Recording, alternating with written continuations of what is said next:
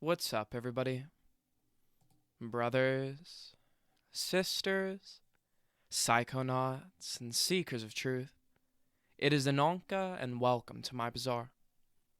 Today, I have an Adderall trip report for you. The title of this trip report is The Beginning of Self-Knowledge, and was submitted to Erowid in 2008 by the user, The Seeker. With all that being said, let our story begin.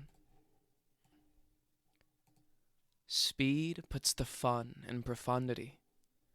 A close friend of mine, after experiencing a fountain of youth stream of thoughts and ideas.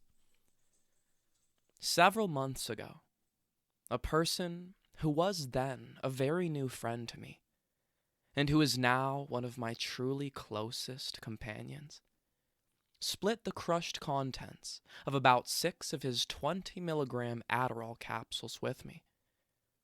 It was my first time to use stimulants, other than caffeine. At that time, I spent about 7 completely euphoric hours, absorbing knowledge as my new friend explained elements of set theory, group theory, mathematical chaos, fractals and orbits, and smatterings of calculus and definitive number theory. My euphoria and completely clear and receptive state of mind lasted until about 9 hours in, at which point my mind fractured, and I did useless tasks repetitively until I finally slept, about 12 hours in. When I finally awoke after about 18 hours of sleep, I had trouble remembering the concepts I learned while I was speeding.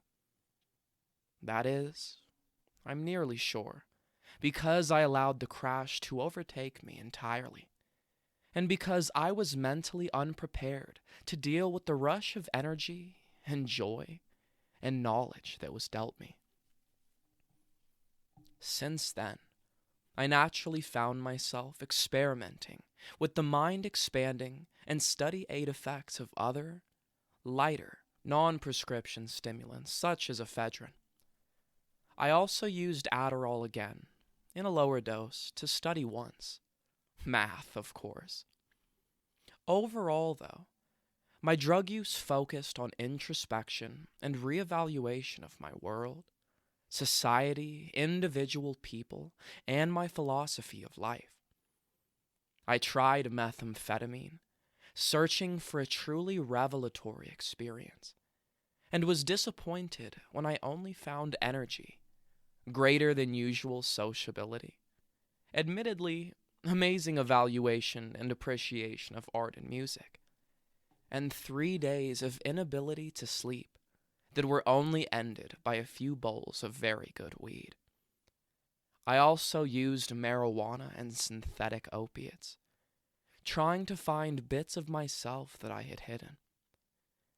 I succeeded partially, but given the somewhat stupefying effects of those drugs, most of my insights were rather superficial and inane in retrospect.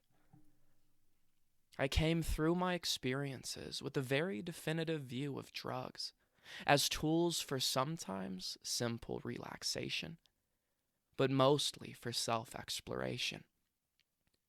It was this view that I had in my mind when I bought 2 30-milligram capsules of Adderall from an old acquaintance and hopefully a new friend. I was this time prepared for both the incredible mental and sensory boost, but I also have diphenhydramine to retain unity of my thoughts post-sleep. I am writing this experience report at the tail end of the speed trip that it describes, approximately T+7 hours, just as the decline towards baseline and lower is beginning. It was about 7 hours ago that my family went to bed, and at which point I emptied the Adderall capsules and ground the time-release balls into a snortable, somewhat fine powder. I intook all 60 milligrams in one sitting, and then logged onto my instant messenger accounts to talk to people and to wait for the rush. It began to take effect very subtly, slowly rising to a peak plateau in about half of an hour. Once it reached the peak, my girlfriend complained of back pains and a need to lie down via an instant message. I called her to give her company, distract her from her pains, and to investigate her and myself psychologically. She was, and remains, unaware that I had ever taken any powerful stimulants, because my preferred method of intake, insufflation, bothers her, and it would cause her undue worry for my health. I do, despite rationalizations, still feel guilt for keeping her in the dark about this particular form of ego discovery. From about a half hour in to 5 hours, we had a highly revelatory, and I had with her a fun, engaging, very deep, and hopefully life-changing and truly revelatory conversation. It began typically enough with easy, flowing, very funny discourse. What it soon metamorphosed into was a fully 4-hour, pauseless outpouring of compassion, love, and complete honesty. My only problem with the conversation was that I often had to keep myself from speaking at the rate that my thoughts were forming. My girlfriend would undoubtedly have guessed at least my general psychological condition. In that time, I developed several parts of my moral code that have, until this night, been ambiguous and lacking. I have finally come to understand a self-consistent and highly compassionate and wonderfully empathic part of myself. I know now who I should like, respect, and despise, based on a nearly complete interpersonal code. This code, although lacking some desired specificity, has a quite nearly complete system containing justice, respect, self-esteem, kindness, emotional, and perhaps material egalitarianism, a drastically improved view of life and humanity, and a kind guiding light shining down my road to personal happiness and eventual fulfillment. I now have a sense of near divinity, and some kind of communion with whatever God or mind or law that leads the way to completeness. I think it would be accurately said, Deus ex mentis. My girlfriend had to go to sleep at about 5 hours in.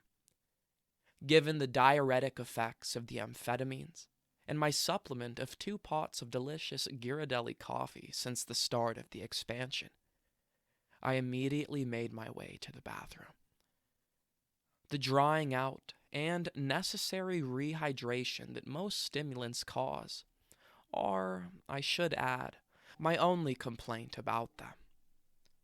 As I stood there performing what lasted as long as a complete draining liquid would seem to, I re-examined the events of the previous few hours, and grasping the profundity of the experience, I finished as quickly as my body would allow and sped toward my keyboard. In an hour's time, I described on a long-neglected online journal the complete foundation of my discoveries.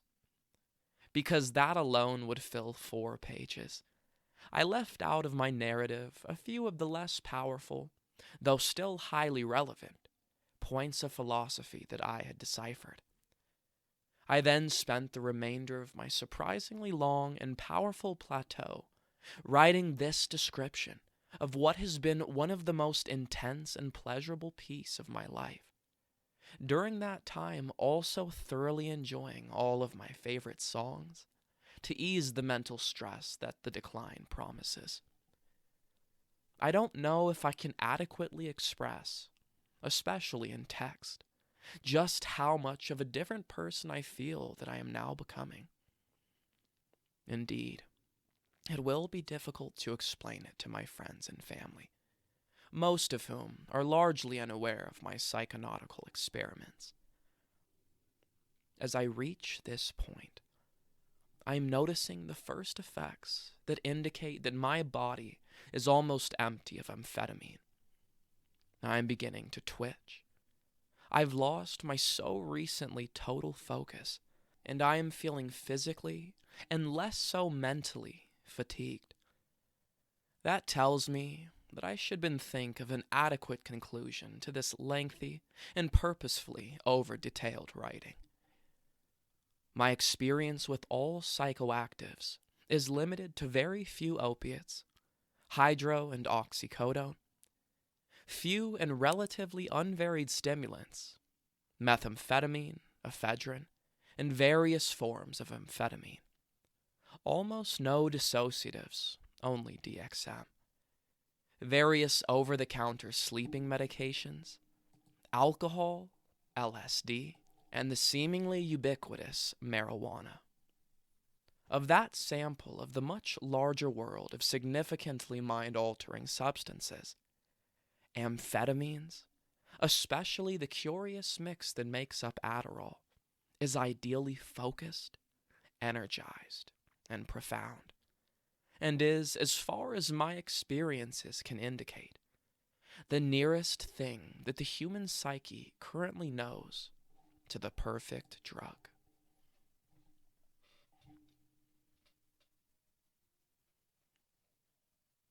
All right, everyone. That is the end of our story. If you enjoyed it, don't forget to like, share, subscribe. Share with us your Adderall experiences down in the comments below. Check out the other videos and playlists on my channel, and I will see you in the next one, fam. Deuces.